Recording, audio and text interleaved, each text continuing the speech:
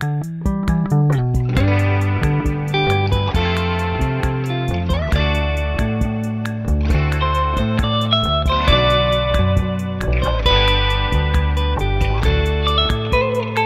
feel like I should be on a tropical island. Isn't that the first time you came on the podcast as well? I'm saying it again. Every time it transports us. It transports me to the beach. There is an episode this season where this music fits super well into. Is it a holodeck episode? No, it's not. It's like They a go beach to episode? Hawaii. it's a Sex Planet episode. Oh, God. So I'm in. Is it a Can't beach wait. episode? It's kind of beachy, but it'll match pretty well. It's later on where I'm the- skeptical, but what's this episode? Well, this episode we're watching this week is the Ensigns of Command. Last time we wondered if it was like a play on like the essence of command.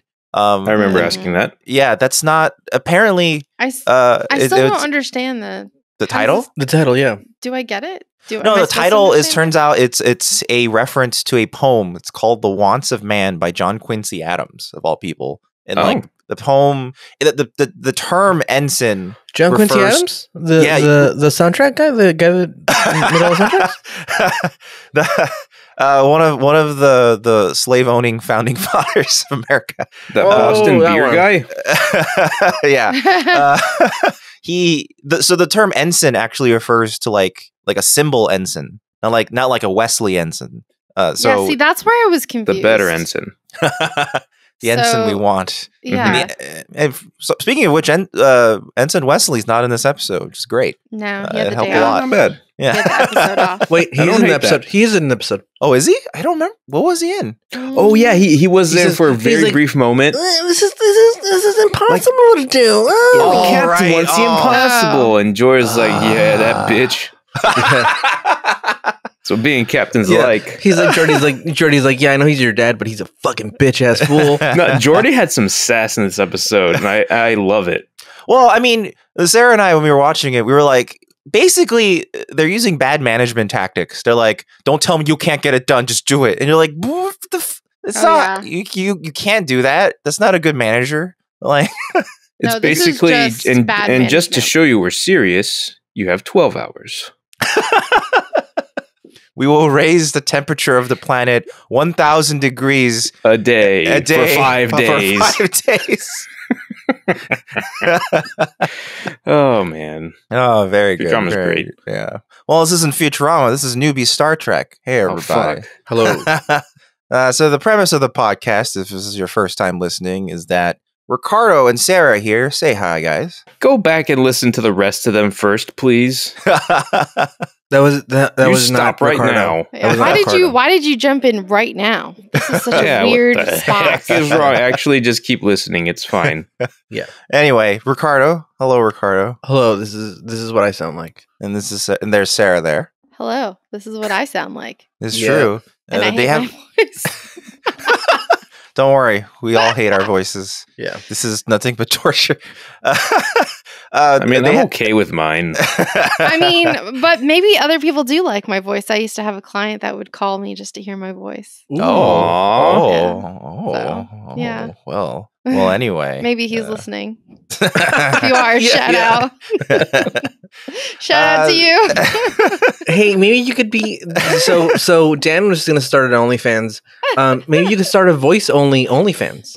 Like an only voice OnlyFans. Only voice. Only voice fans. Yeah. For a fee, I will call you and talk to you Yeah. about your day. Yeah. By Hey, anything. Twitter has spaces now. You can That's just true. start broadcasting your voice to people at random. Oh. Hi. Yeah. Yes. Get in here. I'm talking. Talking over here. If anyone, we I'm want to talking hear to you. Dan's voice. Dan is the most talented voice. No, person. he's not. The best voice is common. The best voice is common. Yeah. Oh, Ricardo, Dan- you flatter me. You know, we all have really great voices on in this team, and I really think we can shine our shoes and get a leg up on the competition. Thanks, Dan, Coven. Yeah. Anytime, guys. Not only people know, but Common is our engineer. The idea of Common being the recording engineer. Yes. Hi. For the podcast. I wasn't even thinking of recording engineer. I just immediately imagined Common and Jordy's like dumb visor thing. Instead. It's not bad. Yeah. Well, Ricardo and Sarah have never watched Star Trek before, so we're kind of forcing them to watch it all with us. Thing. So we're forcing them to watch it all with us. And like we said earlier, today we made them watch the Ensigns of Command, which is another Melinda Snodgrass-written episode, which I think is why it was kind of good. Finally, a good episode. Just kidding. No, but anyway, I'm kidding. Anyway, this was a good one. This was a really good. It was an enjoyable watch. Quite a bit. Yeah. Well, this episode aired on October 2nd of 1989. Dan, let's go around the sun. Woo. Whoosh. It's not a very long trip around the sun this time. Oh my god. Well, I'll tell you what I found that happened. 1. Sony purchased Columbia Pictures for $3.4 billion. Wow. During that week. Wait, that happened all the way back in 1989? That's a lot of money for back then. Yeah, it was actually. Wow. It's kind of surprising. Yeah. And Japan, dang. That's crazy. Top of the box office at the time, was a Ridley Scott movie, but not one that everyone knows him for. This one was called Black Rain, which starred Michael Douglas and Andy Garcia, among others. It was about 2 NYPD cops who arrest a member of the Japanese Yakuza and escort him back to Japan. What? Oh. So it's almost like 40 blocks, except they have to take him back across the ocean. I don't think there was a whole lot of time spent getting him to Japan. They end up in Japan very quickly, fast, and then they escape things or something, happen. Or? No, it's a good movie. I don't want to spoil any of it, but it's actually a decent fucking movie. Really? I enjoyed it. It's a bit of a cult classic at this point. I've never heard of it. Ridley Scott still made enjoyable movies. Ridley Scott had a good run. Had a good run of 80s movies. Tony and him and his brother had a good run of 80s, early 90s movies that were really fun and oh wow, this guy directed this? Yeah. You have a lot of those. Now he makes Prometheus. Yeah, and only Prometheus. And all the money in the world. Oh man, he sucks. And this is the last bit. The very next day after the episode aired, on October 3rd, would be the day that Broderbund would first release Prince of Persia. And its first platform was the Apple II computer. That's true. But it wouldn't get really popular until the ports to other computers and systems would get released. So yeah, there you go. So for people... Probably a lot of people, when they think Prince of Persia, they think of that really good 3D Sands of Time game.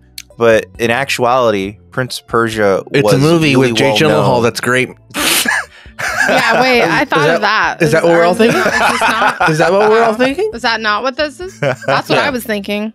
Well, I'm actually wondering whether the majority of our audience would think of the 3D games first. Yeah, I don't know. Maybe, I mean, if you're already a fan of TNG, you've been around. If you're a fan of TNG, then you're a fan of Jake Gyllenhaal. Yes, let's get that out of the way. There is no Venn diagram. That's just a circle. Yeah, you like fucking Star Trek. You like Jake, and you like Persia. Done. Oh boy, Persian Jake Gyllenhaal. Yeah, you like Persian Jake Gyllenhaal. Yeah, the whitest of all the Persians. Just cover him in sand. It's fine. They're just put a lot of sweat on him. Isn't it amazing? Even up until that point, they were still just hiring white people to do everything. Well, what do you mean? I know we still are. It's still, yeah. Don't act like it didn't stop. That never stopped. Actually, now they're trying to figure out more elaborate excuses, like with Scarlett Johansson and Ghost in the Shell. They're being like, "Oh, it's because she's actually Asian. She's just in a white body." You're like, all right, whatever. No. Yeah. They're like, look, see, in space, everybody's white. Everybody turns white in space. Yeah. It's just a chemical reaction of the skin. Ever seen footage of deep sea creatures? They all white. Yeah. Because it's dark down there. It's also dark up there. Astronauts go up to space and they're there for a year. When they come back, they all turn bleached. white. Yeah. They all have a strong taste for mayonnaise. They've come back. God damn it, dude. They're gonna send us to jail, dude. I like mayonnaise. Circular men. I like mayonnaise quite a bit, actually. I like mayonnaise on corn, dude. Yeah. Mayonnaise is good. Yeah, Marvin's one of those madmen that will slather a grilled cheese in mayonnaise as he cooks it. That's the secret. Grilled cheese? That's the secret to good mayo. You put it on the outside, then you grill the mayo. Because mayo is basically a mixture of oil and eggs, right? So mayo is a day in May called Cinco de Mayo, where we celebrate. Cinco de Mayo. Yeah. All the mayos that Kraft has made. Big brain. Think about it. Yeah, dude. It's the biggest mayo day in Mexico. And yes, is the streets. They just celebrate run white. all the crafts. They celebrate Kraft, Heinz, all 69 flavors. Whatever. Hellman's best foods. Yeah. Bimbo has their own shit over there, dude. Oh, they do? Yeah. Dang, that bear gets around. Yeah, dude. Mm-hmm. That bear fucks, dude.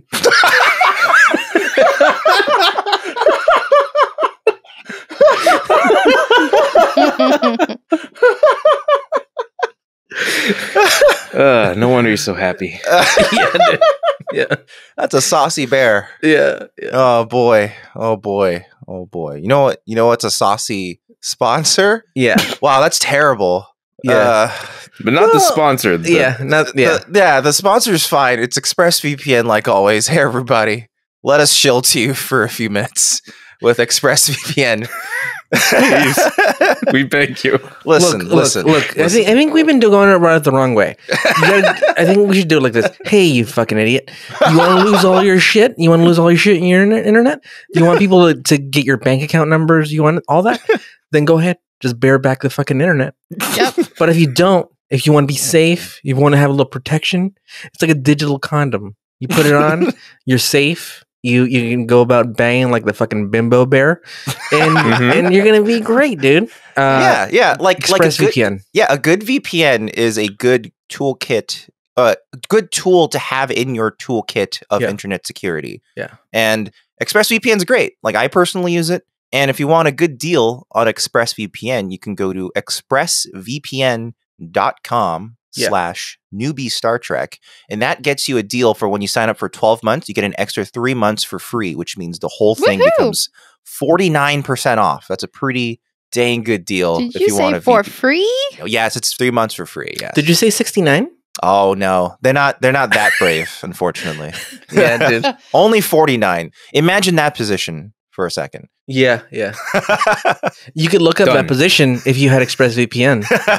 Go to Pornhub, look up 49 position, and see what comes up. Yep. It's probably like a taller person with a shorter person, and the taller person just has to crouch, kind of. Look, ExpressVPN is going to like this. They're going to like this, but I think it's doggy. Think about the four. Depends on whether or not it's an open or closed 4. Yeah, I guess that also matters. You're right. Know what? That's true. Choose your font. Damn it. Yeah. You know what? Your own adventure. Get ExpressVPN and find out. Yeah, that's right now. Yeah. So if you want that deal, that's at expressvpn.com/newbie Star Trek. And you're welcome. Yep, you're welcome. And also just a general, like PSA in general, it's good to just have a VPN anyway. So if you're going to get a VPN anyway, you might as well get that good deal for ExpressVPN. In 50 years, we're going to be saying, remember when we were cruising the internet without VPNs? I guarantee it. Oh, yeah. I legitimately think that will be a thing. We'll be saying that, and we'll be saying, remember when we used to post on Facebook? People just jacking our fucking people just post pictures of themselves on Facebook. Yeah. It's crazy. Yeah. We'll all be wearing masks, but I've just been gluing spikes to some football pads. Yeah, I legitimately do think that's going to be more and more of a thing, the VPN thing. Because like browsers are starting to have VPNs built in. Yeah. You know who uses VPN? Fucking Jordy, dude. Because he looks up some dirty shit in there, dude. Oh, you'll see one day, Ricardo. Yeah. Riker, VPN, dude. You can't search fucking harp ladies on the Enterprise without the captain knowing. So he uses a fucking VPN? No one knows. Yep, exactly. Hey, I think the holodeck has an incognito mode. It has to. It has to be built in. They can't. Yeah. They can't let everyone know. Yeah. I mean, I think stock, it's on incognito mode. I think if you want it to be public, then you request, oh, this could be public. But I think automatically, as soon as you walk in, it winks at you. It goes, I got you, dude. If your kink is to make it public, it'll make it public. But if, the holodeck goes, I put a VPN on. No one knows. No one Express knows. VPN. No one knows what's going on in here right now. Yeah. Except the heart ladies. You know who else probably looked up dirty things with the VPN on? Ricardo, could you please tell us what happened in this episode? Nah, not her. Nah, she was raw dogging. Yeah. She would just get fucking data to look shit up for her. That's true. Yeah. Yeah. So he is fully functional after all. Here's the thing about this show. Sometimes it really frustrates me. Because it's like, God damn it, again, we're really not gonna imprison this fucking child. Stuff like that. Like, here we go again. They're Ubering somebody. Why the fuck are these people doing bush league fucking tasks? It seems like sometimes that I'm like, this could have been a shuttle job. Send a shuttle, move them over, done. If we lose a couple of fucking people that don't matter, that's fine. That's fine. We could do that. But sometimes they're really good episodes, and they remind us this is very important.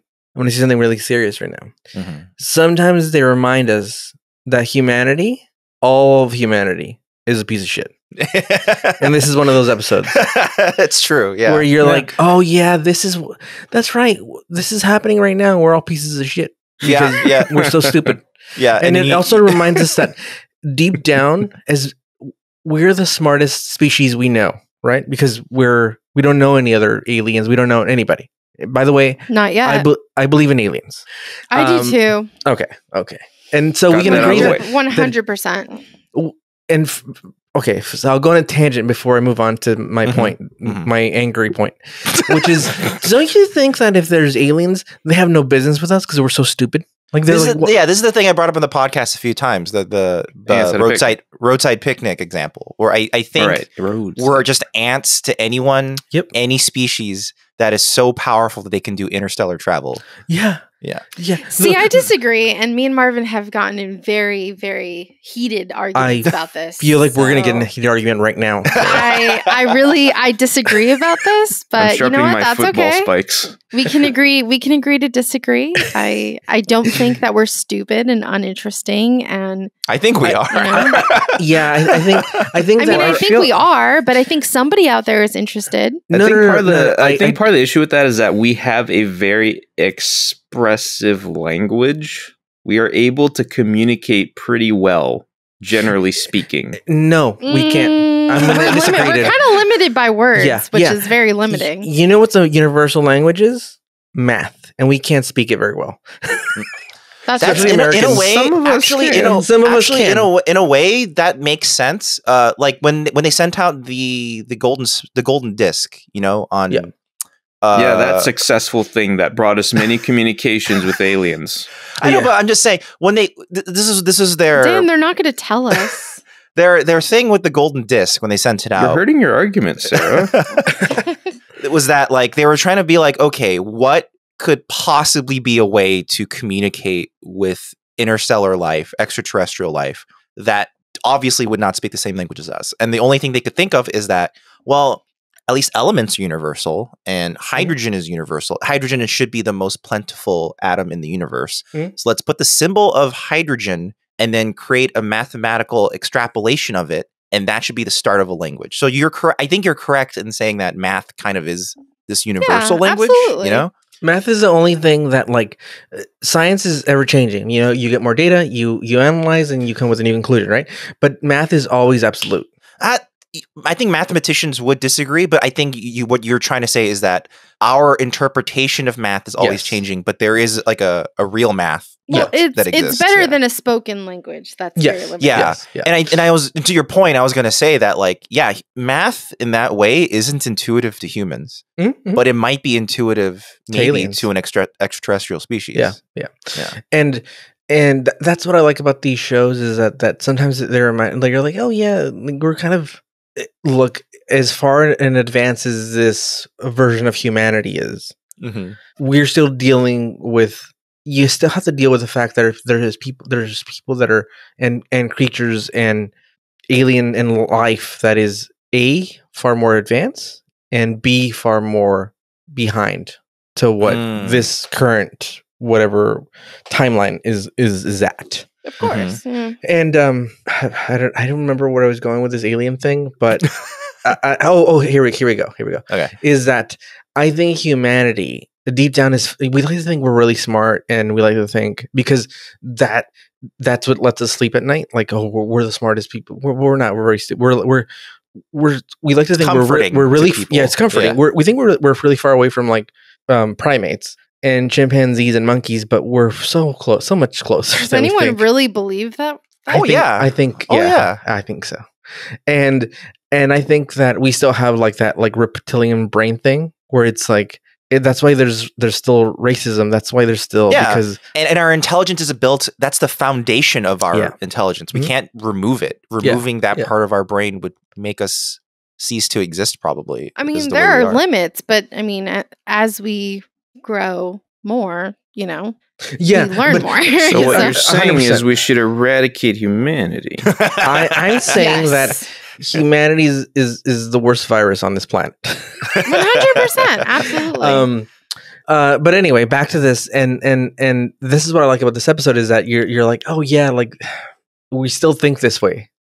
As smart as we are, we still in the future we'll still think this way. Like it's even worse because this is a 1989 show. Yeah. This is the message they were given out in 1989. Yeah, it's still the same. Yeah. And that's what I like about. That's also what I like about like writing, which is the reason Shakespeare is still relevant today is because of universal tenets of writing and storytelling and like just telling a story from passed down is that there's always universal things. That's why I sometimes could go to a foreign movie and halfway through it, I'm like, I'm not even reading subtitles anymore. It's just I'm just watching emotions. Like, because there's universal truths that just transcend language. That's why I get fucking pissed when anyone bites their thumb at me. Yes. You say, fuck you, sir. Do you bite your thumb? Asshole. Yeah. Fuck you think you are? Yeah, you think you are just biting your thumb in public, dude? There's kids around here. Which is this that like this is very reminiscent of now like politics and the whole COVID thing. Like, hey, you guys should do this. It's like, nah, these are fucking lies. That's the first thing I thought. I was like, no, this is misinformation, dude. Yeah. Like, no. Like, here's what's really happening. Blah, it's funny because like you say the COVID thing, and that's really clear because a lot of people's arguments is, well, I'd rather die. Yeah, and it's just like, oh my god, like, and the only thing that appealed to them, too. And the only thing that appealed to them was like data destroying their city. No, reverse psychology. No, that didn't work. Remember, he tried to do it and it didn't work. What actually you had to give them a taste of what was actually going to happen. Yeah. It's funny because Melissa Snodgrass, she wrote the episode and she has a quote talking about it, which I think is really funny. Because as usual, she likes data, so it's a kind of a data centric episode. Mm-hmm. She says, "I wanted to take Data one step further in his development as a human being. I wanted to stress him and have him face a situation where logic isn't enough to show that in order to command, you have to have charisma. You have to learn how to wave your dick and hope your dick is bigger than the other guys." Yeah. I could see that. I think that was achieved in this episode. Literally, Data had the bigger dick, the bigger gun.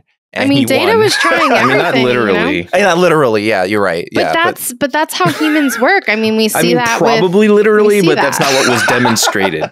We need the Luigi dick people to get in here. Yes, and analyze. Yeah. I mean, that's how it works, though. I mean, you have to get them on the line. You have to try to convince people. Now I know why you love prompt comments so much, Ricardo. You just wait for someone else to come in. Like Data literally did a bigger stick diplomacy, right? It's that like thing people always joke about in politics. It's like you can exercise diplomatic procedures if you have a big army to back it up. You know? Yeah, walk softly and carry a big dick. Yeah. That's what you said, right? That's why it's funny because I like to think like, oh, politics work and stuff, but you know what? Like, this was a soft quote from Al Capone, but I think it was written by David Mamet. It was enhanced by David Mamet, which was, the quote is, you can get much more done with a kind word and a bat than you can with just a kind word. Oh yeah, and it's so true, and that applies to a bat or a dick. So, phallic object. Yeah.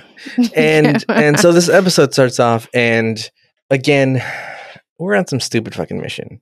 Gonna Uber something dumb, and of course, the episode always, most of the time, opens up with something that you think that has nothing to do with the episode, but eventually it does, which is Data's going to perform with this classical string quartet, his violin, and he plays the violin, and he goes and he's like, oh, you guys should come. The captain's there, and Deadbeat Mom of the Year, Beverly Crusher, is there. Yeah, is it just me, or is it like really clear they're at a date? Yeah, that's what it seems like, right? Yeah, it does seem like they're at a date, on a date. They came out to support their good friend Data.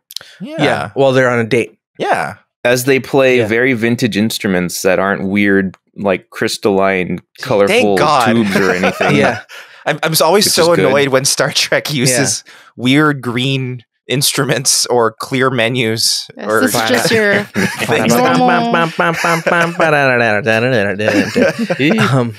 So they're there on a date, and they're there to see Data perform. He's playing the violin.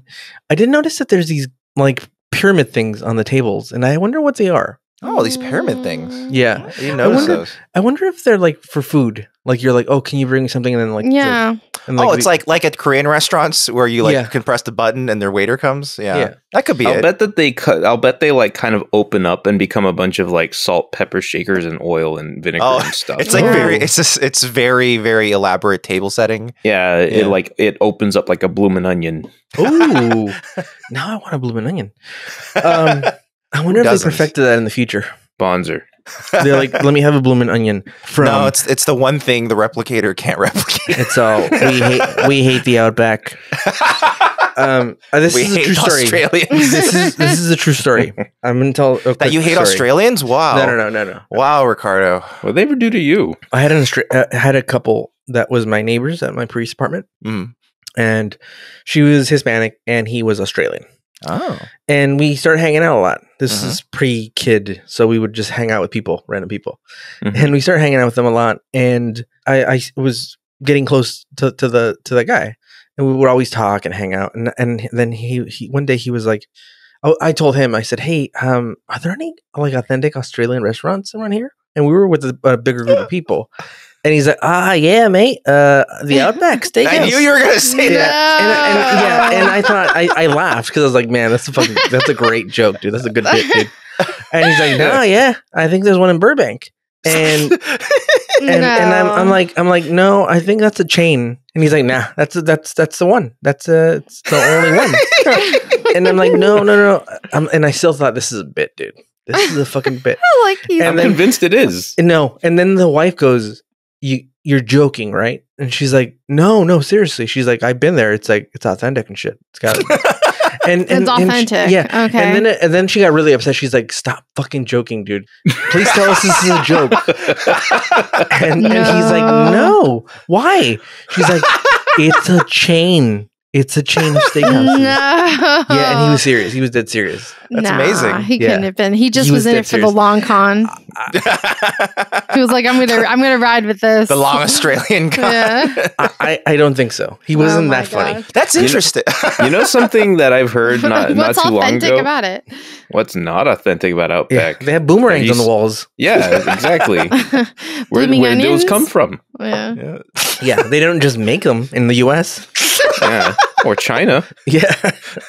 They don't know how. You think Australian things are made in China? Come on.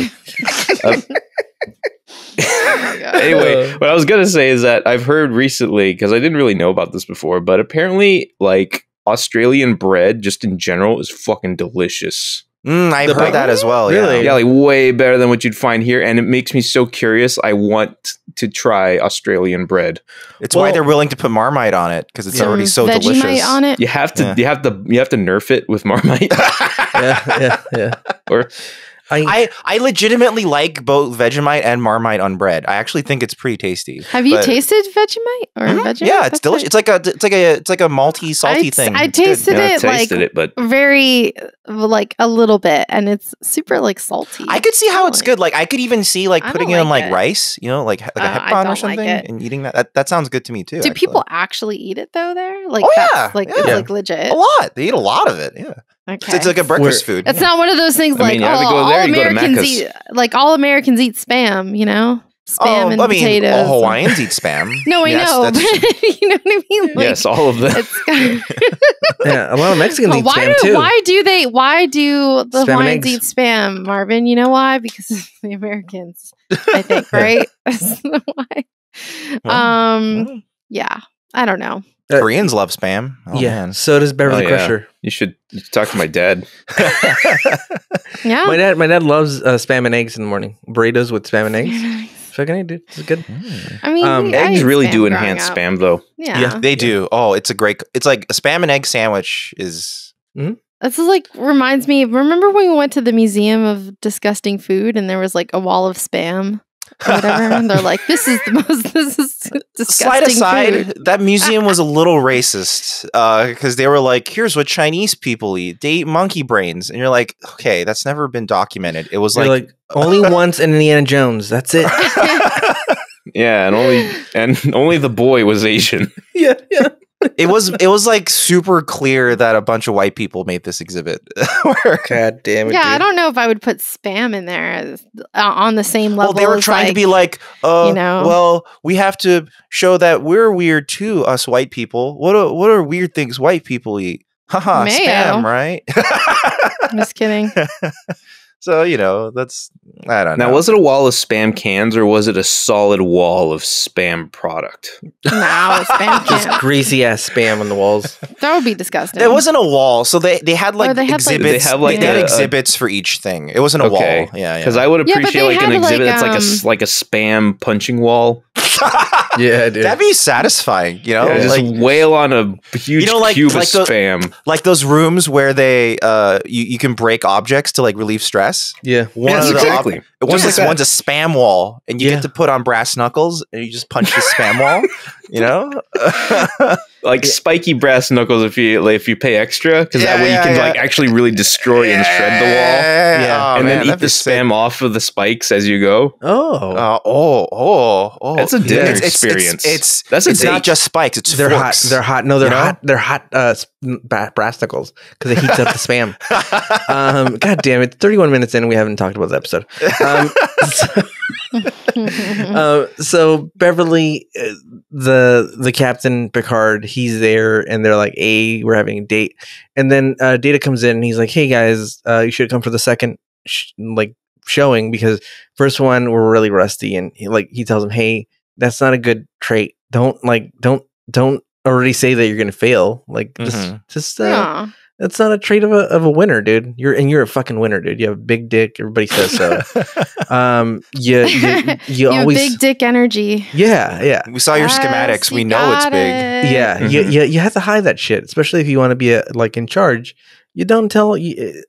Basically, he's like, too much honesty is bad. Basically, which I disagree. Fake it till you make it. Yeah. Well, a little bit of that, I guess. Yeah. I'm with you, Ricardo. I think a lot of honesty helps out a lot. I mean, but he's a computer. I don't understand how he can fail. That's true. He can't. Even if I don't think he could fail. If he's playing right, I don't know. Especially the violin. I don't know. Like his bad is it's still are amazing. Yeah, it's still 100%, right? He's he could just look up how does X. You know what? He shouldn't be in the concert. That's not fair. Yeah. Okay. You know what? Because everyone else is a true player, and he's a computer. The only criticism he's a player, but the other kind of player. You know what I mean? Like, here's the thing, though. The only criticism that he had against him was that he said his bandmates told him that he had no soul. Yes. Yeah, which is true. Mm-hmm. That is true. Yeah. Which is a literally true. It's a subjective thing that Picard later disagrees with. Yeah, it's true. Yeah. So it turns out his bandmates are just shitty bandmates. It's either the bandmates don't know shit Like, look, you don't have any soul, okay? You're not. You got to mess up. They're probably just super jealous because he could start playing really well right away, and they're like, we wasted our childhoods getting really good at the violin, and you get to be good right away. That's bullshit. And Picard sounds like more of a pretty, an expert because he's able to identify two separate playing styles that are being synthesized in what Data's doing. Yeah, I don't know how the fuck. Yeah, as someone who played violin. That's true. It's very difficult. I didn't know that about you, Sarah. Yes. That's cool. Mm-hmm. I love the violin. It's my instrument of choice. But it's very difficult. It's very difficult. Have you guys noticed in the series, especially season 2? I don't know if this is just me, but tell me if I'm wrong. Mm.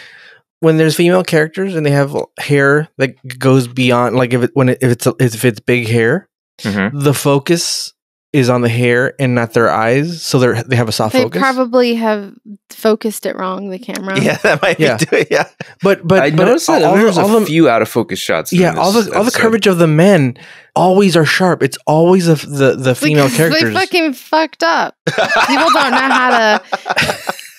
I had this issue at work recently too, and it still happens nowadays. Yes, and it was a hair thing. Yeah. Exactly what you're saying. Yeah, it's the hair was in focus. Yep. Well, the thing is, like, wasn't so. in modern movie making. This is modern. Well, no, but in modern movie making, it's because cameras tend to have like an autofocus button, like just as like set the focus, and then people really rely on it, and then they don't double check sometimes. But back in the day, they were shooting on film. They were using like tape and shit to like measure the distance. I'm surprised. Well, you can also see with your eye if something is out of focus. But I think with women with back hair, in the day in film, it was actually more difficult to look at the diopter correctly and check your focus. I mean, you have the captain who's bald. Yeah. And then you have fucking, voluptuous hair who maybe they were always measuring the tape to the hair for some reason. You know who really didn't have soft focus is Tasha. She had short hair. That's true. She always was sharp. Mm-hmm. It's the hair, dude. It's got to be the hair. It still happens to this day. Or maybe they're doing like the old school way of shooting women. You mean the they did used to intentionally shoot women soft, like all the time. Oh, you can't say that, dude. But soft focus. That's what they used to do. Cancel, dude. They used to put like a Pro Mist filter on, or they used to, just slather that lens in Vaseline. Yeah, literally some Vaseline. You guys are so dirty, dude. Listen, filmmaking is a dirty profession. It's a filthy profession. That doesn't explain why some women were, I guess, the more feminine women were. I don't know. Soft. Maybe I don't know. It didn't seem like they ever did that to Diana Muldaur, but it seems like. They do. It seems like they do it with Deanna sometimes, and it seems like they do it when she has her hair pulled back. It's not as soft, dude. If you know what I mean. That's true. I don't know. I mean, it's not 100% reliable. Yeah, but it is a thing on the another thing on the show in general, though, is that since they're shooting so fast, lots of things they accidentally shoot out of focus all the time. Like that was a big thing in the episode where Tasha died. The black goo monster. That was my first read on what happened, because a lot of the shots that that stood out to me as like out of focus were continued reverse shots, like that were all probably from the same take or two. Right. Also, same camera setup. Back in the day on broadcast television, when they're broadcasting this shit at like 360p, no one would notice. It was not noticeable. It wasn't sharp enough on your TV to tell. Yeah, now that's an HD like we're being very nitpicky here. Yeah, yeah.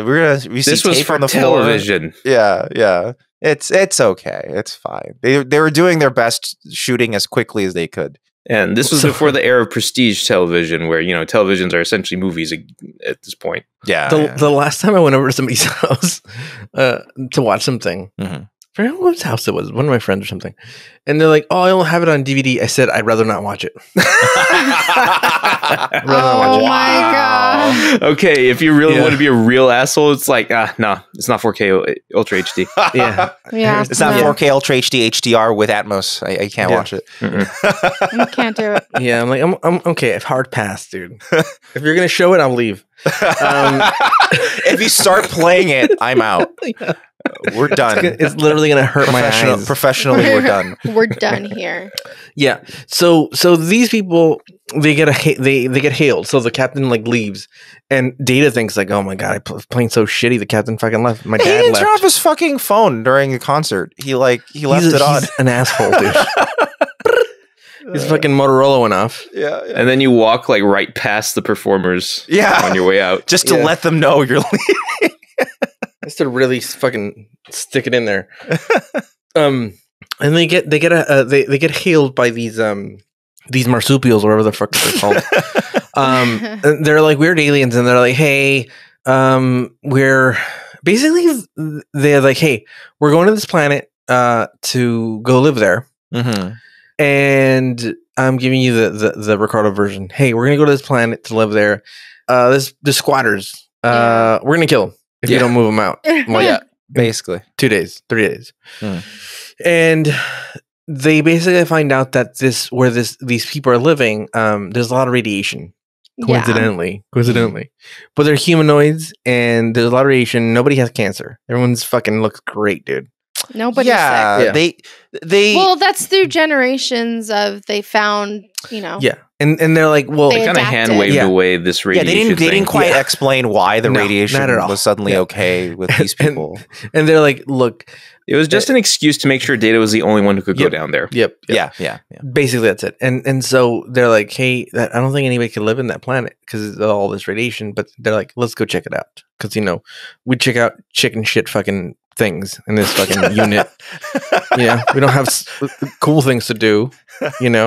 So we Uber people and we pick up Uber fucking shuttles with hot ass fucking what's another pickup, another Uber. Klingons. Hot Klingons, dude. Yeah. If you have hot Klingons, we're gonna pick them up.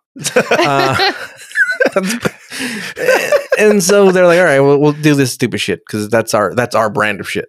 So they go check out this planet, and again, like you said, Data's the only one to go down there because he's not human because of all the radiation. So they send him down there. They're like, hey, we'll go figure it out. Go see if there's any people down there.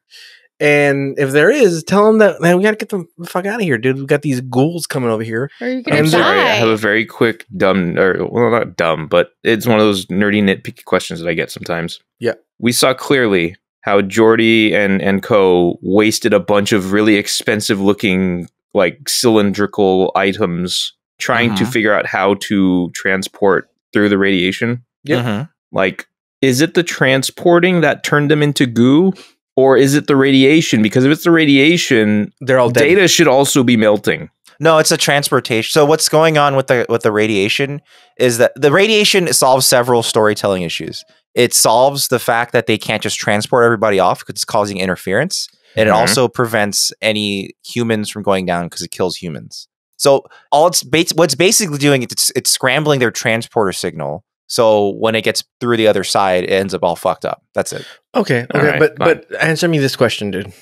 How the fuck are they going to get these people out of there? You think 15,000 people are going to fit in the fucking Enterprise? Yeah, that was the thing. That was the problem they had, right? They were like, "There's no way we can pick them all up. We need to call in." Yeah, the they were waiting on a Federation transport vessel, a bigger ship. Also, they're waiting for the megabus. Hear me out, dude. Yeah, these people's bodies. These people's bodies have been used to the radiation. Whatever they did to themselves, they're used to it. Yeah. They can withstand it. Now we take them out of that, they're gonna fucking die. Yeah, we don't quite know. Yeah, we don't know exactly what'll happen if they're removed. That's true. It's probably not good. Their dicks are gonna fall off for the first thing. Yeah. I mean, hopefully the hope, I guess, is that like, they just have a resistance. It's not a dependence at this point. But it's a radiation withdrawals. We'll never know. Maybe. Yeah, I don't know. They're all itchy and shit. Where's my hyperonic radiation? Yeah. So anyway, they send down Data, and Data finds some humanoids, and a lovely gay couple. Yeah, I know. Yeah, his first encounter is the lovely gay couple. Yeah. Okay, actually, the shorter of the two, I couldn't help but like my brain kept telling me this, and I hate that I keep thinking it because I can't unsee it.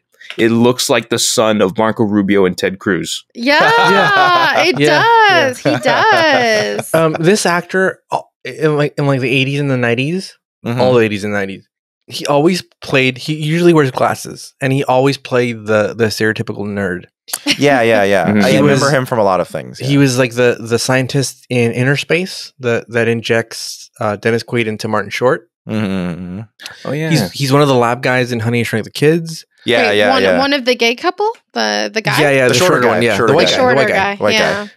And he was constantly the nerd guy, and he usually, you can't tell, but once he puts his glasses on, you see like, oh, this is a character actor that I've seen in a bunch of things. Like I've seen this actor a bunch of times before, and I've always Mark been Taylor. thrown off. I always think of him as like discount Phil Hartman for a second, and I go, oh, that's not him. That's some other guy. Yeah. And, Really? Yeah. I always thought like, oh, that's not him. It's wrong. And then Interesting. Yeah. I would always, because I think Phil Hartman from Jingle All the Way, Phil Hartman, and then that's the with the glasses, and he's like the creepy neighbor trying to hit on Arnold Schwarzenegger's wife.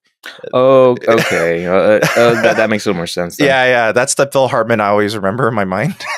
When I think Phil Hartman, I just think of like, a man in Troy McClure, like, sweater right. and yeah. This guy famously was in that Seinfeld episode where they're like, you gotta see the baby. Remember the baby Right. episode? He's the dad of the baby, the ugly baby. They go see. It's in the shrinkage episode. But anyway, back to this episode. So they are like, hey, Data's like, hey, there are some humans over here. They're going to take me to their leader. Turns out they survived. And so they take him to the leader, and Data's like, hey guys, so these ghouls are coming down. First of all, they're like, oh, are you a fucking robot, dude? And he's like, yeah, I'm a robot. But, he explains, like, look, the radiation, people, we're going to die. So, and he's like, yeah, robot. Poof, he spits in the floor, metaphorically. And he's like, hey guys, there's some ghouls coming over here. They're going to kill you because that's the treaty they have. And then these humans are like, well, we've been living here for 300 years or whatever. And they're like, yeah, but this treaty is older than that. Like these, it's actually only 92 years. That's not even it's not even a century. Yeah. You could leave. It's fine. Yeah. And so they're like, yeah, but these ghouls had a treaty before that. Like, it's just, you can't just do that. And it turns out that they were part of the settlement that landed in the wrong place. They didn't make it to their destination. The navigation got fucked up probably because of the radiation, and they ended up there, but they survived. And so, but they're really like, proud of this like aqueduct system that they built. Yeah, they're extremely proud. Yeah, they're willing like, to look die at us, for dude. it. Not even the fucking Romans, dude. So, like, we built this they waterfall love looking that thing. dinky little fountain. Yeah, this guy's like, we built this fountain. Yeah, He's what's funny? This one village set. Just keep this village set in mind. It shows up many times. Oh yeah, I bet it does. It looks very expensive. It looks expensive. And so this guy's like, look at this fountain, dude. You think there's a fountain like this in every fucking planet? He's like, yeah, I think there is. I think you could get it in any planet. You could easily, it's outside the Olive Garden right there. Yeah. Yo, there's so much water on other planets you don't even know. There's a whole planet called Waterworld. Kevin Costner lives there. They should have just been like, look, Data's response should have been like, well, look how much you have to work just to get a little bit of water. Let's just go to a planet where you can have all the water you want. This is stupid. No, but it's their water that they built, Marvin. It's the principle of the matter. There's blood and sweat and tears in this water. Ew. Yeah. And so taste it. They're like, we don't want any of this. Beat it, robot. And so this woman shows up, this young lady, and she instantly falls in love with fucking Data. Oh yeah. Instantly. I think this is my theory, is that bitch ass fucking Ensign Crusher Wesley clearly is Gene Roddenberry's like insert avatar, self-insert. Right? Avatar, yeah, in self-insert. And this is Melissa Snodgrass's. This girl here. Oh, I believe it. Yeah, absolutely, I believe it. Yeah. Oh yeah. You know, you're right. Yeah. She digs him. There was the original script of this episode did have a much larger relationship romance growing between this Ardrian character and Data. And the main reason it was cut is because right at the last minute, for whatever reason, $200,000 was cut from the budget for the episode. So they had to make some other cuts, and the romance thing was one of the first things to get cut for like, it costs too much. Love, too much. Yeah. I mean, I wonder what sort of complex love scene they were going to have. Cut the they had a sex scene. They had a sex so many scene. special effects. They built. It was a really it was a crazy shot, and they're like, the only way to get this shot is to make really big versions of Data and this woman. And then the camera will look like it's a macro camera, but it's a regular size camera. But the dick's gonna be huge. So it's just like the Back to the Future guitar, or for the photo, like the shot in Barton Fink where it goes from the bed to the sink and it goes down the drain. Yep, but it's down Data. Mm-hmm. Yes, it goes down through his dick hole. Yes. Anyway, back to reality. So she's basically Melissa Snodgrass's proxy. Like she instantly falls in love with Data and believes him and said, "Okay, I'm gonna help you. I'm gonna be your pal and your lady friend." Yeah. And so so they start like scheming on. So there's two storylines. There's the fucking people that are stubborn and idiots and Trump supporters and won't fucking listen and wear masks. And then there's the other people who are the Romulans or whatever they're called, the Bagulians, and they're like, we're gonna kill everybody on the planet because we don't fucking like them. And so for anyone who's actually trying to follow along, the Bagulians that you just mentioned are the Sheiliac, right? The Sheiliac, right? Or that's yeah. Okay. So the way these things look, and I'm going to say, trash they look bags. like So remember Venom from they look like Venom. Yeah, they look like because it's played by the same fucking guy. Really? Is it? It's him. They just put a space blanket on Venom, and that then poor guy. He's always covered in goo or some sort of black blanket. But he's got that sweet Eminem song. I choose to believe that he's still encased in black goo underneath the blanket. Yeah, they forced his grandkids are like, "Grandpa, take off that black blanket." He's like, "I can't. It's become me. I have become it. It is in my character to be disagreeable." He just says, "We are Venom." He's like the soup Nazi at Comic Cons. He has to be in character. Yeah. Selling nothing but headshots of black goo. No, it just autographed. It's all black. It's all black. With white. He signs it with white markers. Yeah, like $50. Yeah. The soup Nazi charges way more than that. Yeah. It might have gone down by now. No. He just raises prices on Cameo instead. Yeah. He doubles down. I'll look up his price on Cameo right now. Keep going, Ricardo. I'll look that up. They're like, hey, the Shiites or whatever their names are. We have to get these guys. We gotta fucking get these guys to give us some more time. And then so they're like, but they're kind of like very logical. They're like, everything by the treaty. Like, we gotta do this. Yeah, they're very by the book. Yeah, by the book. Yeah, they're very litigious. Yeah. And so they're like, hey, Snodgrass's specialty. She kind of looks. I'm looking at pictures of Melissa. She kind of looks like her. Yeah, she has Melinda the same. Snodgrass. You mean? Does she have that 70s hair too?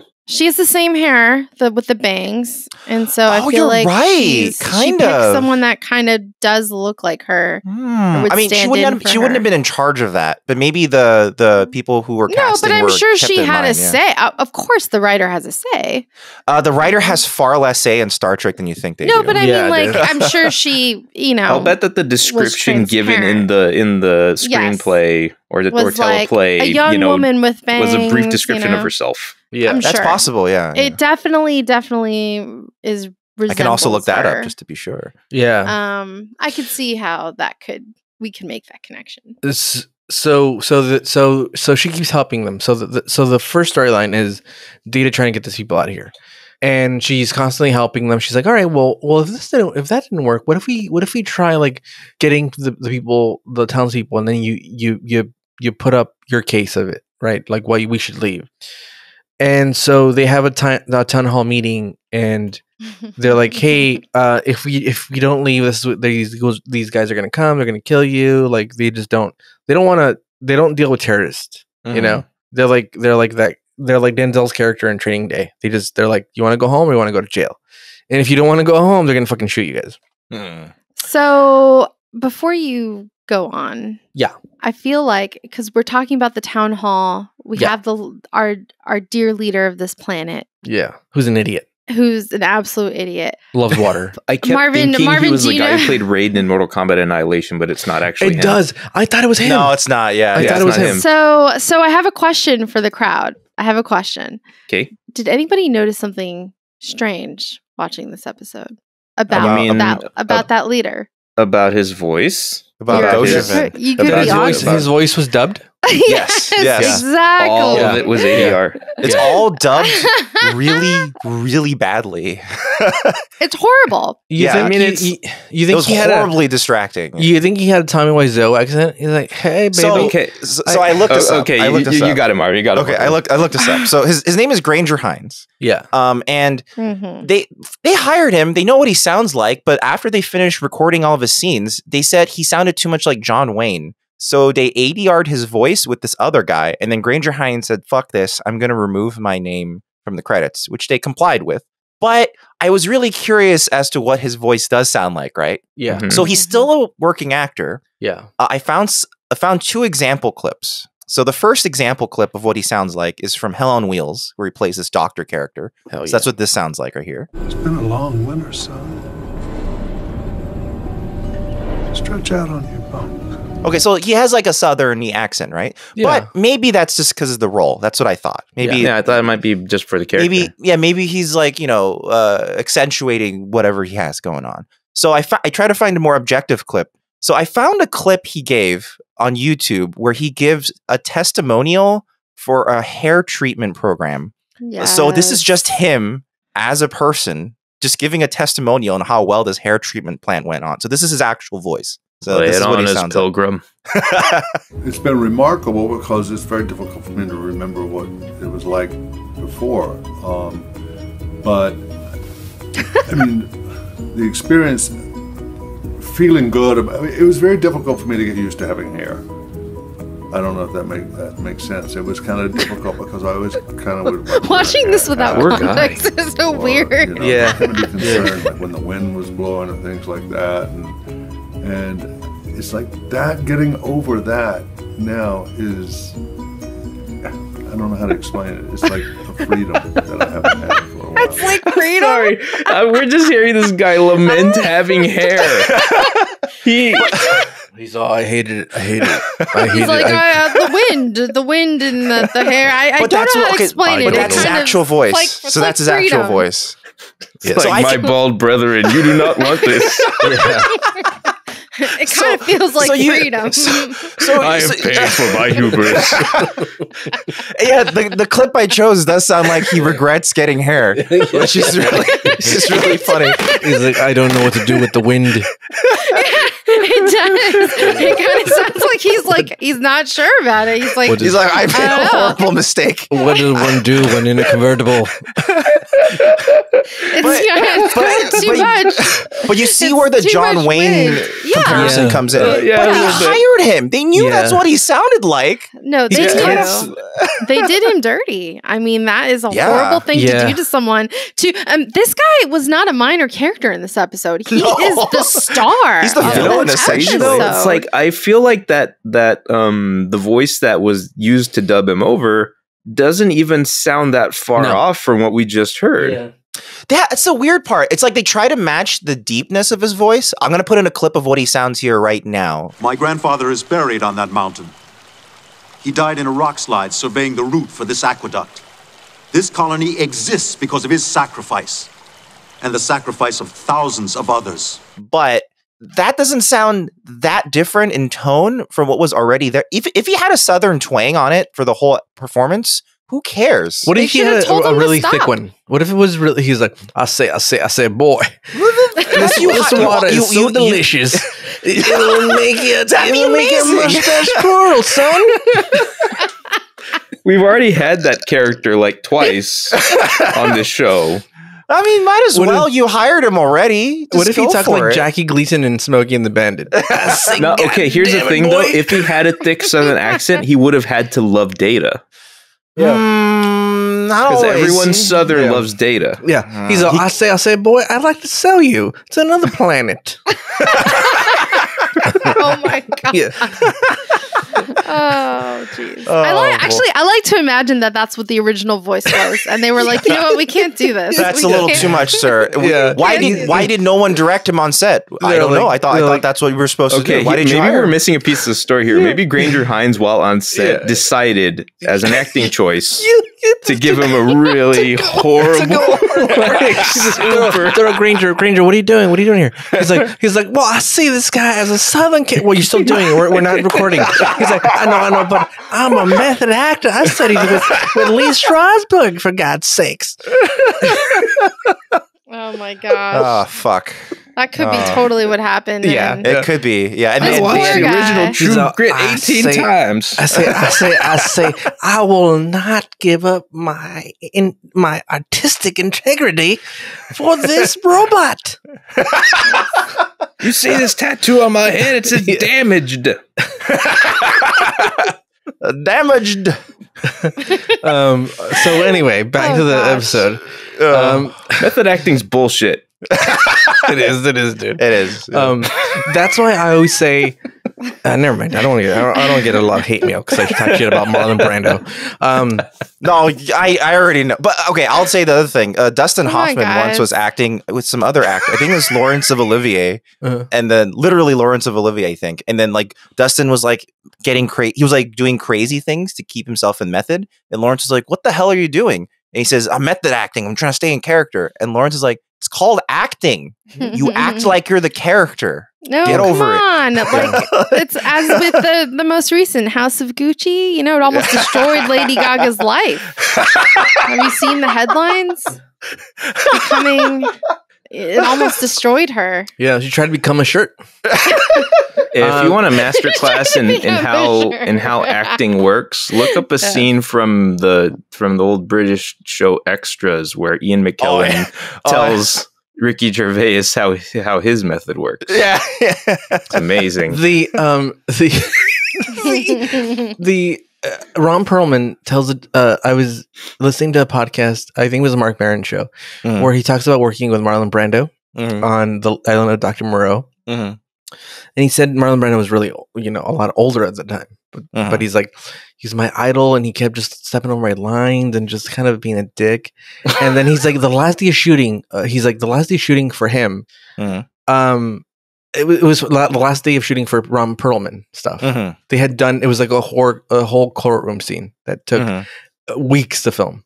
It's the last day, and he's sitting there with Marlon Brando in between takes, and then they're kind of rehearsing it, and then Marlon Brando goes, "Is your character blind?" And Ron Perlman goes, "Yeah." He's like, "Oh my God, I've been doing this thing this whole time." He's like, "I thought you were just doing some weird acting thing. That's fucking genius. We should reshoot this whole thing." And he's like, "We can't reshoot this. We've been filming for weeks."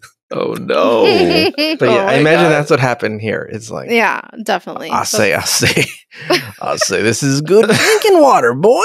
We can't just hop out of here and leave it. So, that's exactly what happened, I'm sure. And then at the end, they're like, "Fuck, we can't do this. We gotta redo his voice, dude. So it didn't sound like fucking." It was so distracting. It was so distracting. Yeah. I was like, this ADR is so bad. Yeah. So Data doesn't get through to these people, and the girl kisses him. And there's the sparks start flying with her, not him. He didn't give a shit. Yeah, he's like, "What?" Yeah. He's like, "Why did you kiss I feel like Data's like, if you want me to fuck you, I'll fuck you. But I don't have no feelings about this. Yeah. I fuck many people. He knows all the techniques. Yeah. Yeah. The 49, the 59, the 69, all the positions, all the nines. All the hot hands. Yeah. The Tapatio, the Tabasco, green the Tabasco, old Pico de Gallo hot hands. Sriracha hot hands. That's garlicky. Garlicky. Meanwhile, they're trying to convince the Bagulians to not attack and give them. So the Starfleet says, "We can get there, but it's going to take us 3 weeks to get you a transport to get all those people out of there because it's 15,000 people." Yeah. But you only really meet like 20 of them. Yeah. Because that's all they can afford. So they gather at the town square, and he's talking about how this person came and he's telling them to go because these other people are coming, but it's all misinformation. Let's not be scared. It's what you hear now about COVID. It's like, Yeah. hey, I'd rather die than wear a mask. No one's going to tell me what to do with my body, but I will tell people that they shouldn't have abortions. And this Neil Gorsuch character is like, hey, this guy's here to spread misinformation. This guy's fucking a liar. He doesn't even have proof, dude. He's a fucking robot. What does he know? And then he's like, no, seriously, these people are going to come over here and they're going to kill you. They're not going to like. They're not going to come and be like, well, let's negotiate. These guys are fucking Venoms. They're going to come over here. They're hungry for men. And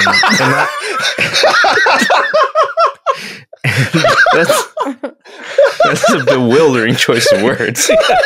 They're like, they don't care. I'm imagining Venom's like, I'm hungry for men.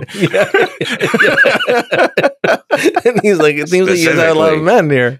So he'll eat we will eat all of your men. All of your men. Straight, gay, doesn't matter. We'll eat them all. He's like Daniel Plainview of Venoms. And so Data's like, look, he tries the reverse psychology. Look, that's great that you guys choose to stay here. Many people will tell your tales. Not your children, because they'll die too. But some people will remember. Some of them will. And reverse psychology does not work. No one's gonna remember. They're all you're just all gonna die. Yeah. So Neil Gorsuch is like, oh, great performance, beautiful. Get the fuck out of here, dude. The weird slow clap that he does. Yeah. He's all. I say, boy, that is a wonderful performance. I've seen many a tales. I desperately now want to see what the original audio is like. I could dub it for you and then give you a perfect. So then, they're like, no dice, dude. Get the fuck out of here, dude. But some of them are like the gay couple is like, hey, we believe you. Like we're us and a few people, and then the girl's like, well, if you like what my lover has to say, then you should round up everybody and let's go to my house, have a party, and we'll talk about this resistance. And then meanwhile, the other storyline, which makes a lot of sense, is Counselor. Wait for it. Deanna Troy. Yeah. No, don't give him any hints. Yeah, Counselor Deanna Troy. She's like, these are the voyages of the Starship Enterprise. She's like, hey, look, language translation is really difficult, and she explains this. Which makes a lot of sense the way she explains it. She's like, look, if I don't know how to communicate with you, and then I she lifts up like a thing of tea, and she says a word like in her language. And she's like, what did I just say? What did I just communicate to you? And he's like, cup, water, tea. Brown. And he's like, brown, yeah, light, glass. And she's like, that's the thing. And she makes a great point, which is there's ways to communicate, but if you're not specific, then everything gets lost in translation. And that's how he has to speak to these fucking Bagulians, dude. He's like, crystal clear. Perfectly fucking... I really like that little scene between them because it reminded me of gosh, what's that movie? It's all about alien communication. Yeah, with the Amy Adams. Arrival. Hawkeye. Yeah. Arrival's fucking good movie. If the people listening haven't watched it, it's a really good movie. If you're a big fan of Star Trek but somehow haven't seen that movie, you're gonna like Arrival. God, I feel like everyone has seen that movie. I hope. Yeah, Denis Villeneuve. Dune just came out. He directed that. Denis Villeneuve. And if you're a fan of big phallic symbols, you'll like this movie. Yeah. Big old fucking dicks, dude. In this guy just grinding in the sand. Yeah. So he talks to these Bakulians and he's like, "Hey guys, this is what we got going, dude. We're trying to negotiate because these people we got to move them out. It's in 3 weeks, and could we talk in person so we could do this treaty?" Mm-hmm. And they're like, "Sure, granted." So they have like a one-on-one with them, and he's like, "Hey, so we gotta have some time to get these people out of here. Like, our people aren't going to give us the support we need for 3 weeks.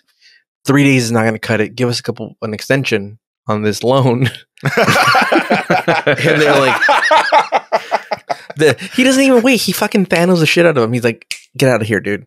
And Oh my God. You signed over your collateral at the Yes. beginning. Yeah. No, the constant hanging. You know what I love though is I love that they would hang up. They would just leave him, and they're just like, you know what? Fuck you. This conversation's over. Yeah. Click. Yeah. And I'm like, whoa, that's badass. Like that is badass. He is a fucking baller, this dude. And so he hangs up on him not only in digitally but literally. Like he's like he's there and then he's gone. The captain's gone back on the ship, and he's like, no, I guess no negotiations. So then they have to go and they have to literally dig through like this treaty that they signed. That's like, I imagine thousands and thousands of pages. Well, It's at 500,000 words. That's how big it is. Yeah. Because they're that specific, these fuckers. These but then it was written. They said, I thought that was really interesting. They said that the reason for the length was for these alien species because they need the specific. They insisted on it. Yeah. They insisted on like every the eventuality. literal exactly. And I'm like, oh, well, that's interesting. I wonder why this didn't come up like sooner in this episode. Like, why not tell or have Alexa, data to like read through it, you know? Exactly. They have an Alexa on board. Alexa, find the clause that says that we can get more extension. They Boom, didn't even done. try Control F. Yeah. They should have Controlled F the shit out of this. This would have been a. They This have would a have been Kindle. They have a Kindle on the fucking on the ship, dude. That's true. Yeah. Mm-hmm. This would have been also the perfect job for Data because he could read the whole treaty in a second. Yes. And then just analyze it in a second. He probably didn't even have to go down there. Yep. Yeah. He's like, he wanted to go down there. They could have just been like, hey, Data, come back for 5 minutes. Yeah, just 5 minutes. Yeah. Just read this Read this thing. treaty, tell us the thing, then go back. It's fine. And then in Data's storyline, he's giving that secret meeting where he's like, "Hey guys, you guys are gonna die, dude. Seriously, if you guys don't fucking leave." And then the Neil Gorsuch character comes in and he fucking zaps him, dude. Yeah. Oh my god, yeah. He storms in. He's like, "Are you guys fucking meeting in here? How could What you? is this? Know, like, Are you guys starting a union? Yeah. Union buster. He like storms in. Yeah. Fucking Elon Fucking Musk and what's his Pinkerton name? man. And then he uses fake Raiden powers on Data. Yeah. Which is Faking. what's the Amazon guy? Bezos. Bezos. Jeffrey Bezos comes in. He's like, Jeff- no Jeffy unionizing, you fucking bitch ass fools. and he shocks him, and so he's like down there like all fucking knocked out, and his girlfriend's like, Back oh my to the god, water mines, all of you. he's had the vapors. Someone give him some smelling salts. Oh my god. I wish that's what he said. Oh man. Yeah. And she's very into him. She's very sexually attracted to him. So he wakes up. I'm going to tell his story like Tarantino, out of order. And then so he wakes up, and then his lady friend's like, "Oh my god, thank God you're awake. This dude came and Neil Gorsuch. While you were asleep, he did horrible things because he doesn't know what no means. And he this piece of shit. And he's like, the only way to teach him a lesson is maybe." And then he's like, I know the way to do it.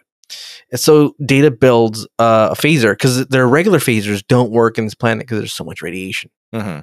So he fucking Terminators the shit out of his arm, dude. Opens it up, dude. Fucking awesome, dude.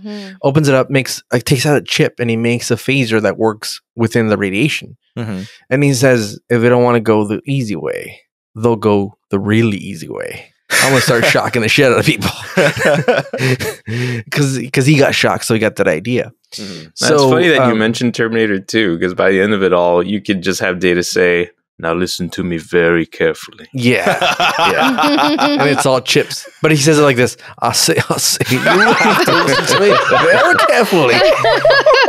Now my voice is gonna sound like I have a little molasses. But trust me, these Bagoulians are no joke. I'm convinced that's what this guy sounded like. And it started and then we're spreading. like, we can't do this. It started spreading on the set. They're like, Brent, what are you doing? He's like, what are you talking about? This is how Data talks all the time. He's like, no, I don't think that's how Data talks. Well, I think they ADR'd multiple A few other people on too. set. Yeah. I don't think he was the only one. Like there were a few scenes where everyone was spreading through the cast. Maybe man. that's what really happened. Yeah. Maybe that's legitimately what happened. Maybe the other extras or other like bit actors around him were like, well, if he's the leader of the society, like we kind of have to sound the same. Yeah, like we're they're like disciples. 4 days into filming and they're like, what? He's had a southern accent the whole time. Were we supposed to have a southern accent. They're like, oh my God, now. Maybe if we do, we'll get a pay bump. Fall in line. Yeah, we'll all get a pay bump. Okay, let's do the southern accent together. Southern pay bump. Yeah, we'll all unionize. Okay, cool. I say, we are all some You just disciples. watch. We're gonna make SAG for this. So we all love the Screen Actors Union, and we are silly for it.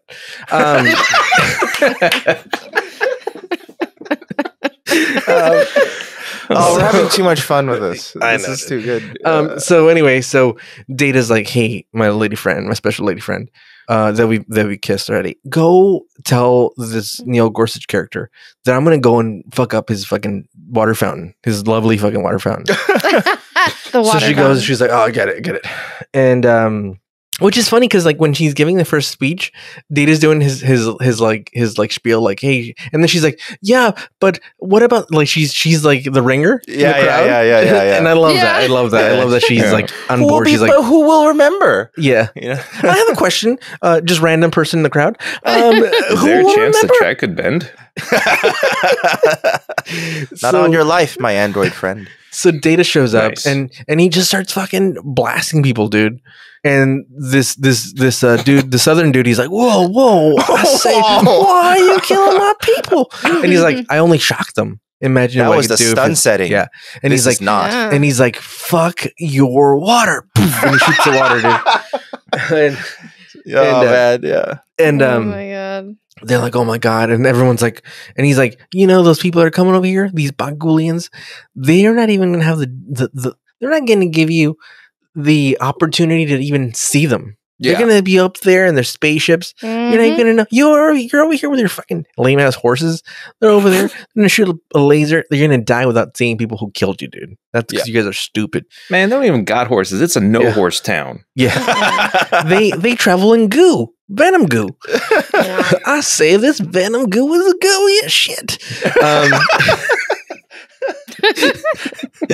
So he turns everybody and they're like, all right, we'll fucking go. But it still doesn't solve the problem, which is that it's going to take 3 weeks to get all these fucking people out of there, all these southern people. And so you have the Starships storyline, which is they finally figure out how to talk to these Bagulians. And the way they do it is they find a paragraph where they're like, okay, we can require mediation, Third party arbitration, and we'll get these dudes. And you get to pick, that person Bingo. gets to pick it. Yeah. Yeah. And who do they pick?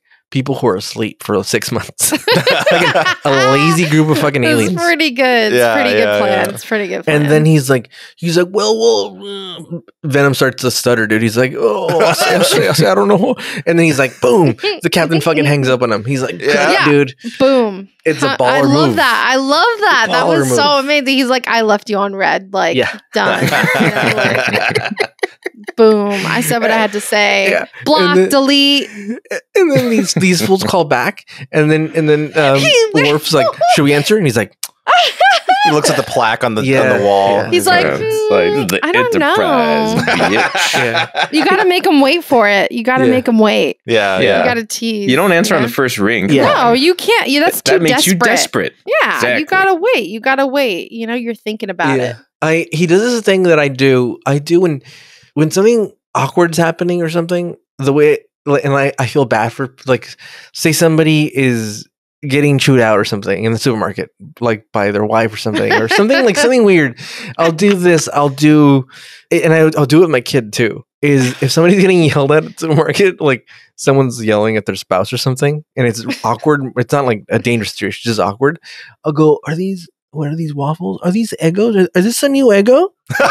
And you just start like looking audibly at things next to them. Yeah. And I started talking to my kid, are these Legos? Are these Eggos? Are they new? I've never heard of these Eggos. And he's like, no, these are just fucking regular Eggos. Oh my God. You just start commenting on anything that's near you. Yeah. Think of, and he does the same thing with the plaque. He's like, what is this copper? I wonder if it's copper or brass. He's like, all right, let's put them on the line, dude. So that's like a way of like intervening indirectly, almost, just to be like, yeah, and also like I'm not listening to you guys, though I am. But what is wrong with these? What are these frozen? I never heard of these frozen burritos. Is that a thing? That reminds me. I recently, for my work, I took Tina makes burritos now. I recently took harassment training at work, and it was pretty straightforward. You know, they have like video clips and whatnot. Did it finally work this time? What? God damn it, Dan. But basically, it showed, video clips are normal. But the best part was when they were showing how you can intervene if someone is harassing someone. Oh. And it gives 4 examples. The first is very direct. You just walk up to them and say, hey, you shouldn't talk to her like that. Yeah. And they're like, all right, that's a good way to do it. And then the other was, pretend you need to get something in the room so that you have to go in between them. So we're like, oh, I'm sorry. I just need the creamer. Excuse me. And he just pushes his way between them while they're arguing and then leaves. Like, get your hand off of her. And the third is cause a distraction. He knocks over the trash can and he goes, oh, I'm so clumsy. I can't believe I just knocked over all this trash. Cindy, could you come over and help me? Yeah. And the fourth was lie to the assailant. So he walks up to him and goes, hey, Ted, I think your car's being towed. Oh. But we're in a parking garage. Why? Anything to get him. Wait, I didn't consent to that. I also do it when like someone says something really that I think is very sexual, but I can't comment it at work. You know, like someone's like, "Oh, this is a stiff one," and then I'm like, "What is this? Is this Windows? Oh no, this is a Mac." Like, because it'll take my mind away from it, and like it's like God. it's almost like thinking about baseball. It's like thinking about baseball. It's like someone's like, "How many files was it? Was it 69 files? Is this Big Sur?" I don't know. Oh my God, no! This is a Windows. What's the operate? Yeah, Windows. They don't name their stuff after. Oh, that's not how it works. Oh my God, that is hilarious. You just need to take your mind off. Yeah. I just got to think about baseball. Because or else I will be like, that's what she said. Just get it out of your system. Yeah. So Picard answers the fucking call and he says, "Look, do you want to get in?" And he's like, "Oh, 3 weeks, done." And they're like, "No, not 6 months, 3 weeks." And so they broker the deal. Done. They feel excited. And then Data's got to say goodbye to the Southern lady. And the Southern lady's like, "Will you think of me? Do you have feelings for me?" And he's like, "I have no feelings for you. I'm a robot." And then she's really sad because it's Snodgrass, you know? Yeah. And so Data kisses her and then he responds and she's like, "That's so logical. It's sweet." You know, it doesn't say that exactly, but it's the feeling you get. It's like, a good moment. It's not. Yeah, she says, "You kissed me because that's what you feel like I needed." Logical to the end. You know, it's logical to the end, but also the very it's very thing sweet. that keeps you from loving me is what made me love you. And so basically they agree, like, "Hey, we'll go on your fucking starship. We're gonna get it out of this planet." Yeah. And the Neil guy is like, "Hey, I was willing to die for this planet." And he's like, "Yeah, but this is just things." It's how I feel about gangs. Like it's like you're gonna shoot yourself for this doesn't belong to you. It belongs to the fucking government, dude. You're fighting for the government's land. Excuse me, it's called turf. These 4 blocks don't belong to you. Like literally within the law, you can fight all you want, but that just bring the National Guard and fucking shoot you. They have a bigger gang. Yeah, the police are the biggest gang of all. You'll never beat them. And that's how I feel about this. Like they're fighting for like land, and it's like it's not even It's not even yours. It's kind of like, and it's not good. Yeah, it's also like how I feel about the planet. It's like people are like, well, we can't let any fucking immigrants in here. It's like, bro, this isn't your land. Like you stole it. Like, don't get mad because then somebody else is trying to steal it from you. They're not even trying to steal it. They're just trying to be like, hey, can we just live here? But can you stole it from the first place. Like, crucially, just because you don't remember that it was stolen doesn't mean that it's not stolen. It's like someone wants to play their PlayStation. Someone wants to play Mitch McConnell's PlayStation. And he's like, oh, well, you can't play my PlayStation. I'm a fucking turtle. And then you're like, but you stole it. And they're like, nah, this is new. You're like, no, you stole it, dude. You stole this PlayStation. We just want to have a turn. We just want to like play with it. And he's like, no, I bought this PlayStation from Target. Like an idiot, dude. But yeah, this episode was good. It reminds us that humanity's stupid and Southern people are really nice and have beautiful accents. And that you can reach, I think it also is, you can reach an agreement if you're just super clear with the other side, you know? Just like be very if you threaten with violence. And also essentially what that if you threaten people with violence or a really drawn out legal process. Really drawn out legal. Oh, that's I will sue you, or we can. This is a very Snodgrass conclusion.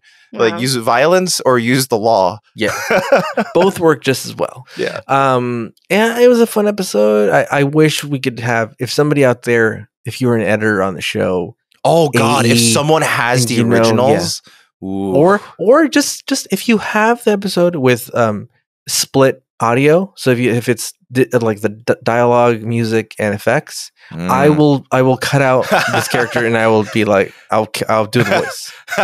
I'll dub it. You'll dub it yourself. Yeah, you'll be the dubber. Yeah, excellent. I'll dub back to the original. Well, we might have to make a TikTok. That sounds like if we find the 5.1 mix, like dialogue tends to be isolated to center channel. Ooh, so there's a possibility we could do that. If we really say we might be able to get some tasty morsels in here.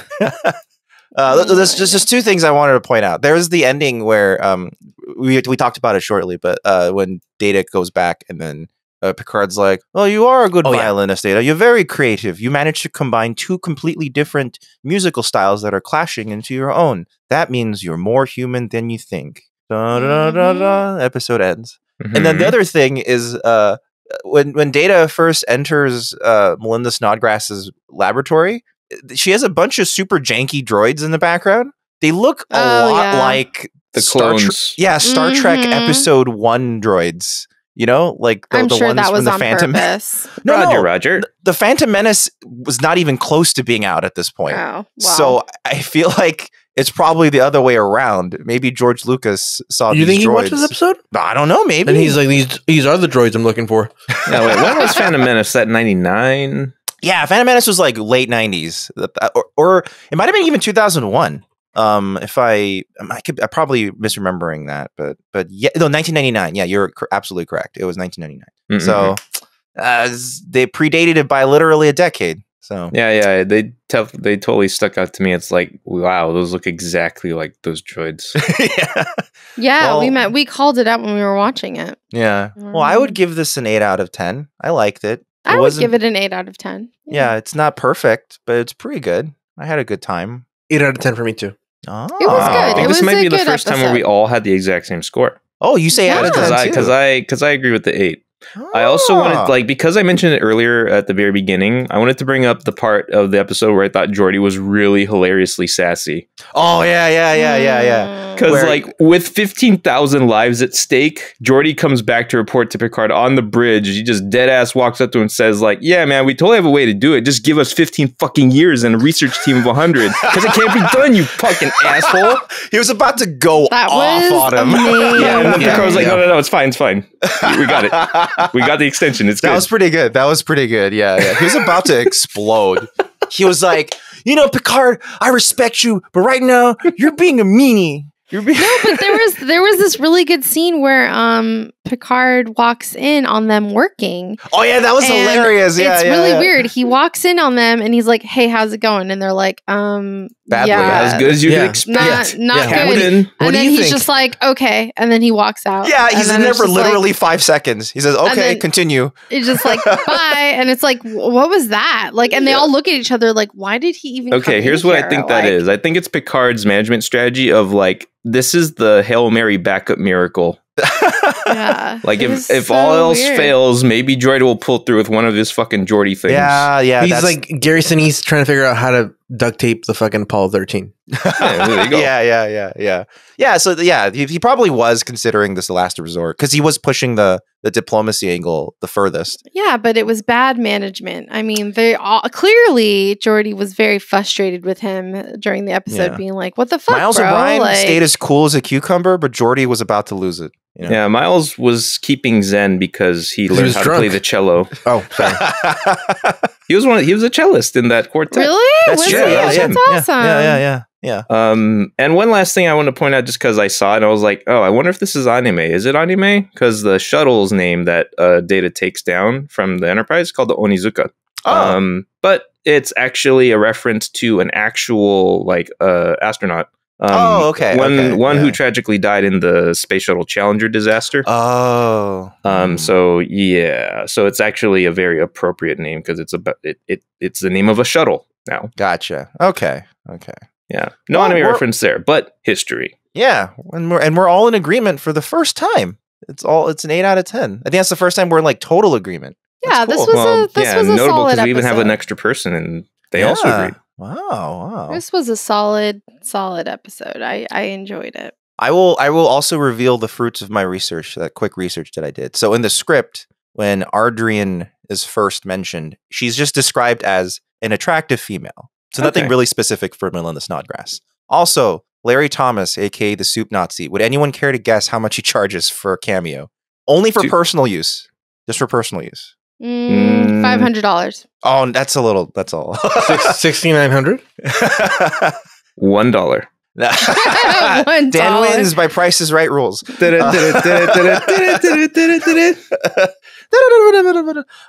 $150. He's really stretching out. Hey man, that role. Like he only keeps doing it because it keeps working. Yeah, I wish people would just ignore him. Hey man, that episode's a classic. I've never even seen it. Me, I don't even remember. I have seen it. I just don't. I don't remember it being that funny, and I think it probably would be annoying now if I rewatched it, just because I know what type of person he is.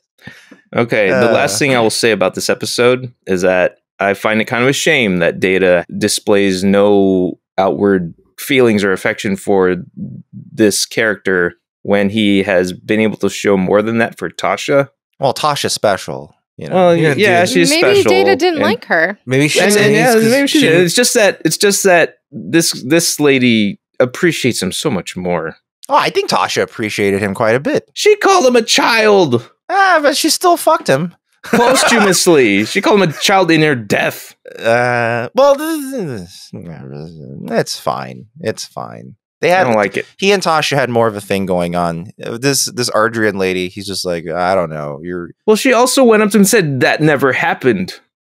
Well, because she was embarrassed, but probably later she was like, all right. Because everyone figured it out probably. Eventually. You fanfic writer. All right, listen. That was Ensigns of Command.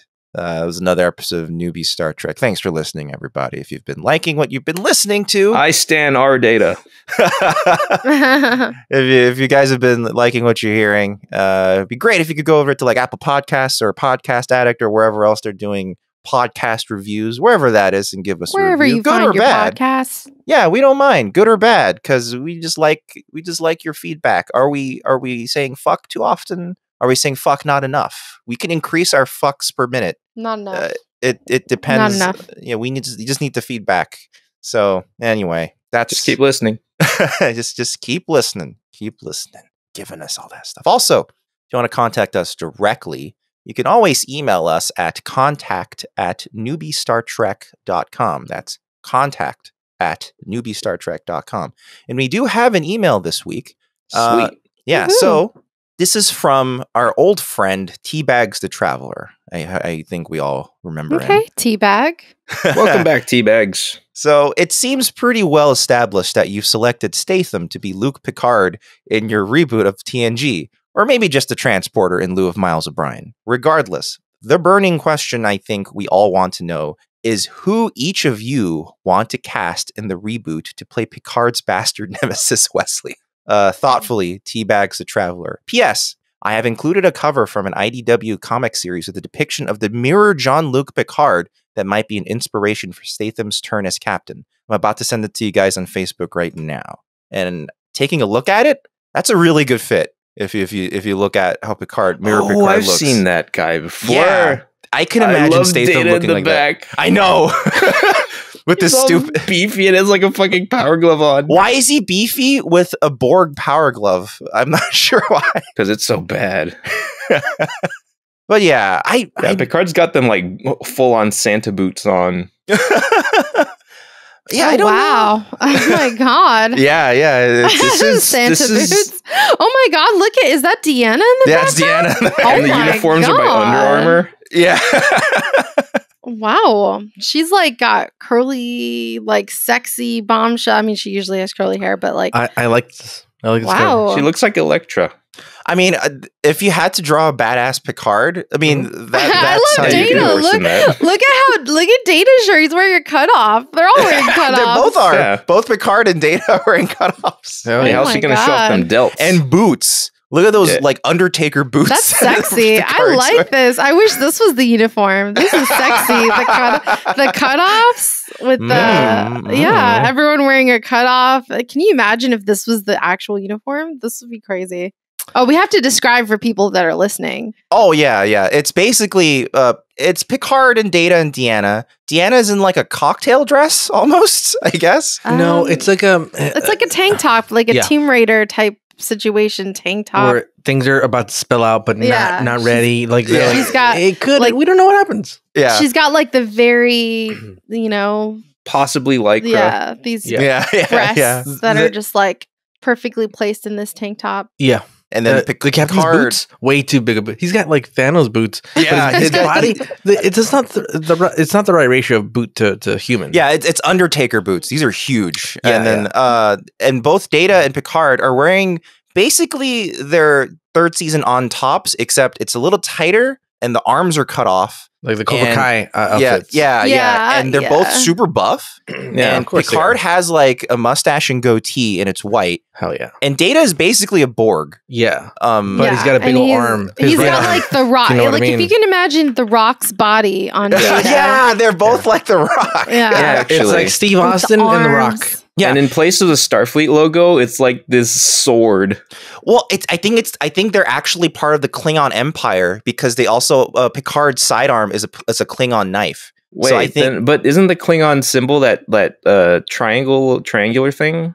I think there's I could be totally wrong. I'm a terrible Star Trek fan, but I think the sword is like a Klingon thing too. You can take the challenge of the Klingon sword. Yeah, that's true. But the Klingon sword's also not shaped like a human sword. So I don't know. I could be totally wrong.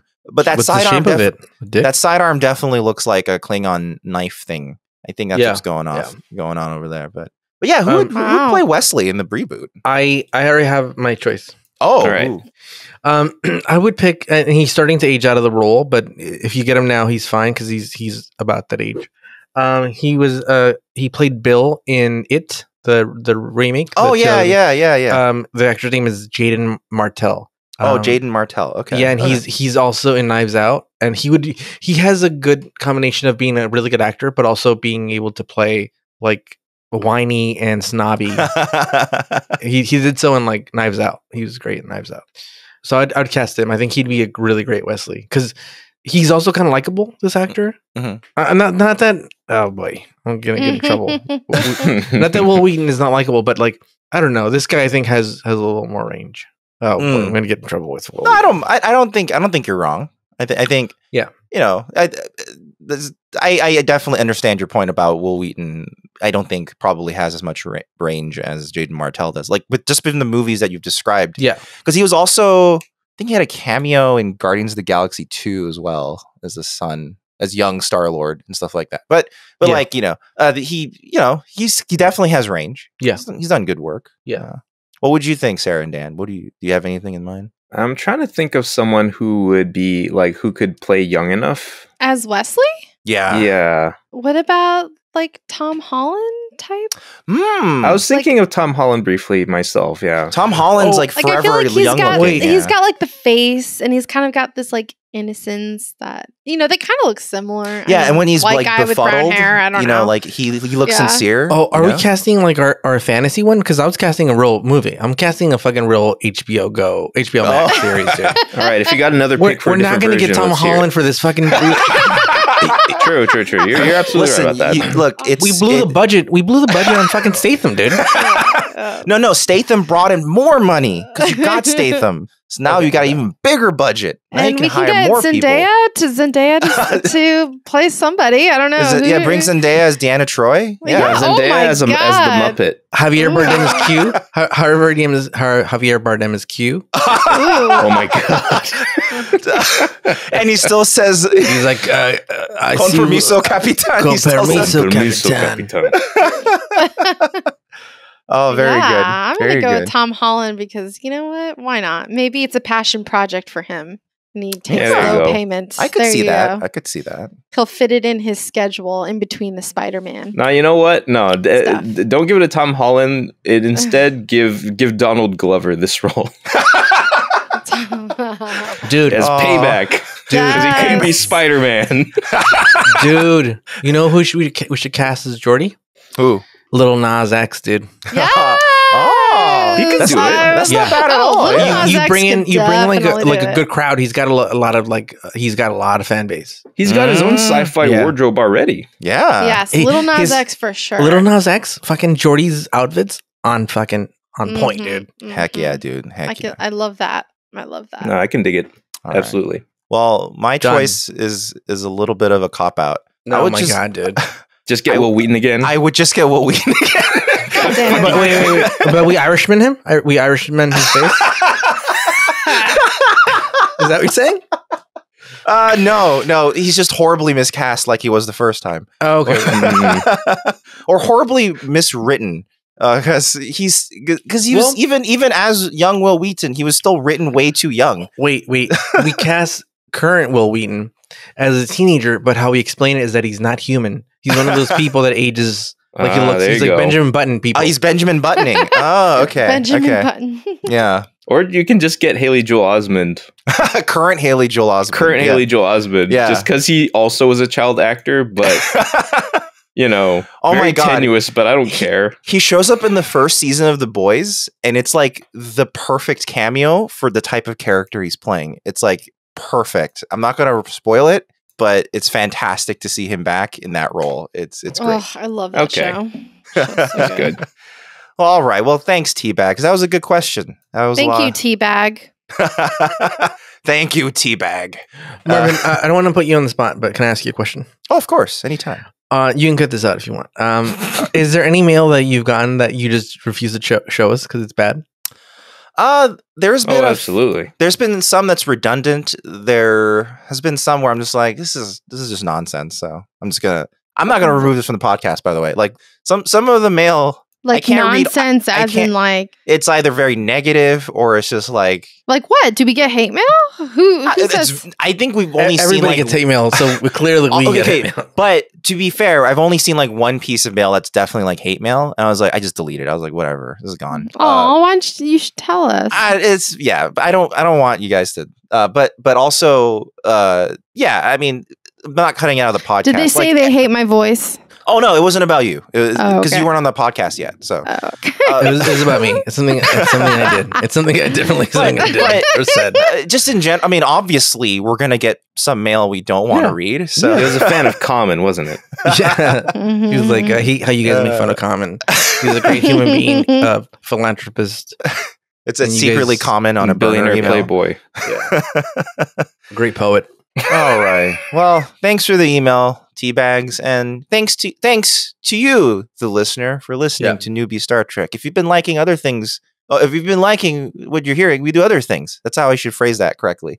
We also have the Fugitive Frames Film Podcast, if you're into that. I think Dan and I are really going to try to make Cowboy Bebop work. Because I heard it was terrible. Yeah, I have not seen any of it, but those teasers are not great.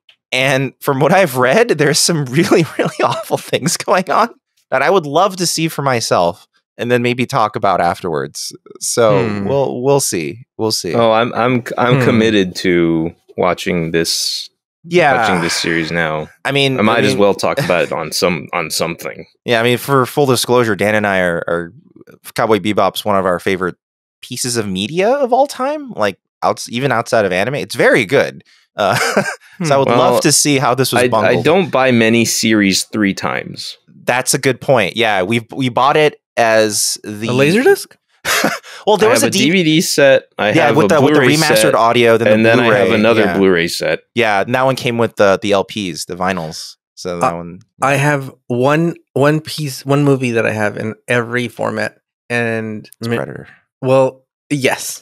Well, actually, two. One is Predator. It's in every form. I have Laserdisc. I have VHS. Wow, Laserdisc. I even have the NES game Predator. Is the other one Bloodsport? And the other one is Heat. Oh, you like Heat that much? Wow, Yeah. Interesting. I cried the first time, and I've cried every single time I watched it at the end. Okay, real quick, just because I think I might know some of these answers, but I just want to hear it on the podcast. What was everyone's very first DVD that they bought with their own money? Matrix. Oh, the very first. I bought 2 DVDs at once. It was GoldenEye 007 and Austin Powers International Man of Mystery. Nice. Those are the first 2 DVDs I bought at the same time. Sarah, you got one? I don't remember the first DVD I bought, but I remember the first Netflix DVD I rented. All right, that'll work. Which one was that? National Treasure. Oh, that's a good one. Oh, the That's best of all the treasures. The first National Treasure with Nicolas Cage. Yeah, That was the very first order from Netflix. I don't know what was wrong with me, but I was like, What do I'm you mean? ordering What do you National mean? Treasure. That movie's a national treasure. It's a great time. That's what was wrong with National Treasure is a national treasure. Yeah, I know.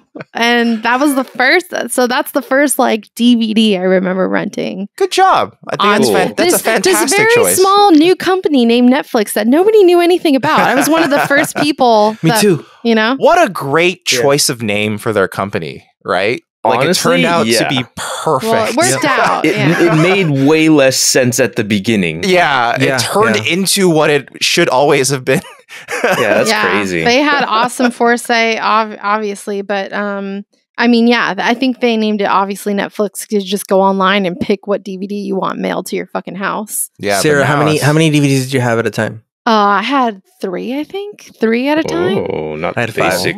Yeah. I had 5 because then I could get one every night, and I just keep rotating, and you would get a new one. Oh, because of the mail time. Yeah, I did 3 because I couldn't do as much. I mean, I knew people that did. The person I was dating at the time did like 5. You know, they were like really extreme, but like, Sounds like drug use. But like, no, I mean, I did 5. It was, I mean, that's extreme. You have to be hard. No, but like he had to be super disciplined about watching these things because you have to return them, or else you won't like get your next queue of movies or whatever. Like the longer you hold on to it, it's just like messes shit up. So especially if remember they don't have that anymore. The queue. Remember, you could put things in your queue. Yeah. You don't need a queue anymore. Now Netflix just knows what you want to watch next. Remember, but like that was the thing that was like not. It would fuck you up. Remember when you wouldn't update your queue and you're like, God damn it, I didn't want this right now. Yeah. Yes, exactly. Yeah, you're like, I wasn't ready. I wanted to change things around in the queue. God damn it, you're like, I'm not ready for Hotel Rwanda. I'm not emotionally prepared. Yes, exactly.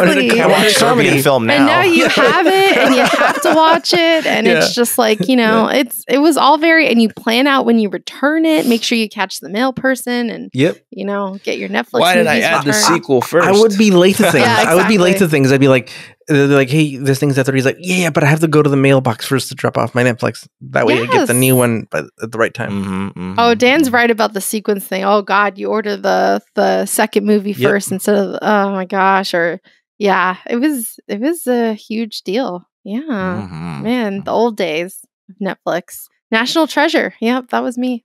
Does anybody else remember their first movie they rented? Well, I'm the only one who didn't answer yet, and mine was or Pokemon bot. the first movie. Oh yeah, you told me that. Yeah. With the amazing laser menu. Yeah, nice. Pokemon.